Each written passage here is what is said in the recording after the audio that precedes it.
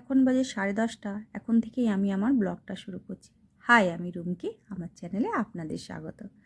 তো 8টার সময় আমার একটা বান্ধবী আমাকে ফোন করে বলল, কি রে, একটু আসতে পারবি আমাদের ঘরে, একটু দরকার ছিল। ঠিক আছে, আসবো। তো সেই মতো বাড়ির তাড়াতাড়ি কাজকর্ম সেরে পুজো টুজো দিয়ে আমি আর মেয়ে বেরিয়ে পড়লাম ওদের বাড়ির উদ্দেশ্যে। ওদের বাড়িটা আমাদের বাড়ি থেকে প্রায় 20 থেকে 25 মিনিটের রাস্তা। তো দেখুন, এই যে স্টেপ দিয়ে মেয়ে নামছে আর আমি ওই সাইডে লিফট দিয়ে নেমেছিলাম।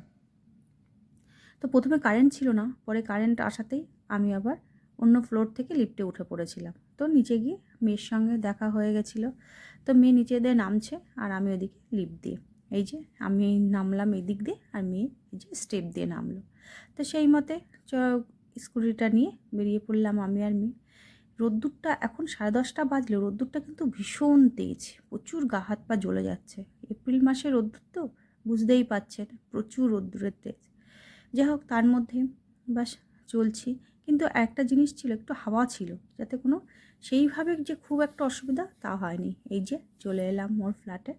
তো যাই, গাড়িটা উপরে উঠিয়ে দিয়েছিলাম। তারপরে ওখানে বসে একটু গল্প টল্প করে ঘরে চলে এলাম। ঘরে এসে প্রচণ্ড খিদে পেয়েছি, তখন আর কি রান্না করব। তো বিরিয়ানিটা অর্ডার দিলাম আর সাথে চিকেন 65।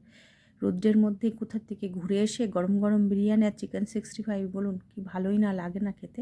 আর এখানে তো একটা বিরিয়ানির নামই আছে, বিরিয়ানি মানেই ভীষণ ভালো, ভীষণ টেস্টি এবং খেতেও কিন্তু ভালো, বেশ গরমও ছিল, খুব ভালো লেগেছিল। ফ্রিজ থেকে পরে দইটা বের করেছিলাম, সেটা তুলতে আর মনে নেই।